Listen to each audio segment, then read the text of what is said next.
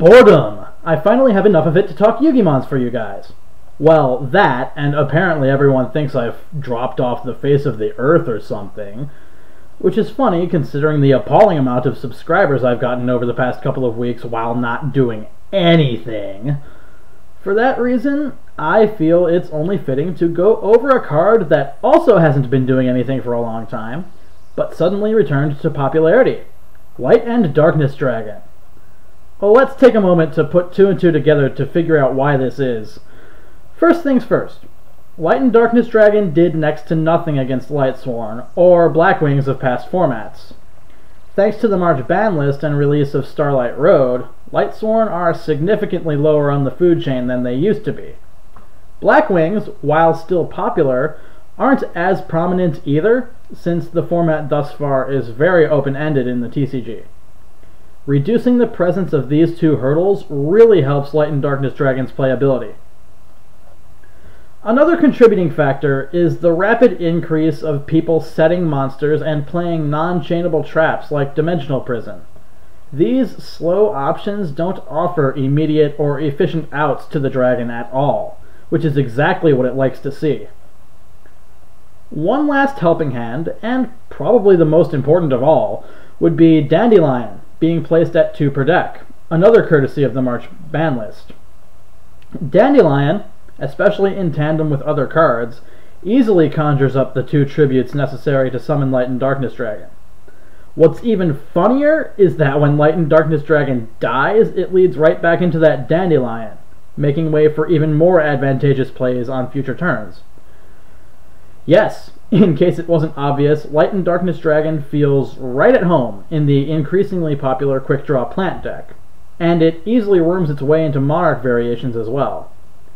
Anyone who's going to Shonen Jump Championship Edison should keep their eyes peeled and prepare to see Light and Darkness Dragon pop up in their matches throughout the day. Of course, knowledge is power, so I'm going to point out some important ruling-related issues concerning Light and Darkness Dragon that you may or may not know considering how long it's been since the card last saw serious play. Number 1. Light and Darkness Dragon's effect only activates once per chain. Were this not the case, it would chain to itself infinitely, and that would just be silly. Number 2. Light and Darkness Dragon must be able to lose both 500 attack and 500 defense at resolution to successfully negate something. Taking these 2 clauses into account, Light and Darkness Dragon can be stopped by removing it from the field or flipping it face down somewhere during a chain. Number 3. Light and Darkness Dragon only negates activations. It cannot negate the effect of an already face-up spell or trap card like Black Whirlwind. If Light and Darkness Dragon negates the activation of a continuous spell or trap, the card is sent to the graveyard by game mechanics, but not destroyed, since Light and Darkness Dragon does not destroy cards. Number 4. Light and Darkness Dragon has a quick effect that negates activations. As such, it can and must activate during the damage step when appropriate. Number 5. Light and Darkness Dragon is only a dark monster while it is face up on the field. You can summon it while Consecrated Light is in play if you want to. Of course, after that it won't be able to attack or deal damage. Number 6.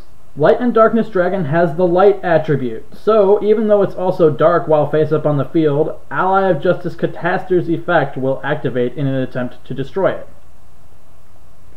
And while this isn't so much ruling related, I feel it's important to point out that Honest, Vayu, and Treeborn Frog are the bane of Light and Darkness Dragon, since they can activate their effects any number of times in a turn, draining Light and Darkness Dragon to its lowest stats.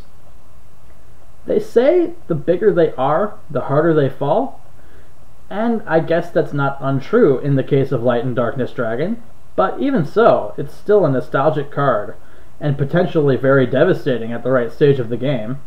Give it a try. I'll see you later.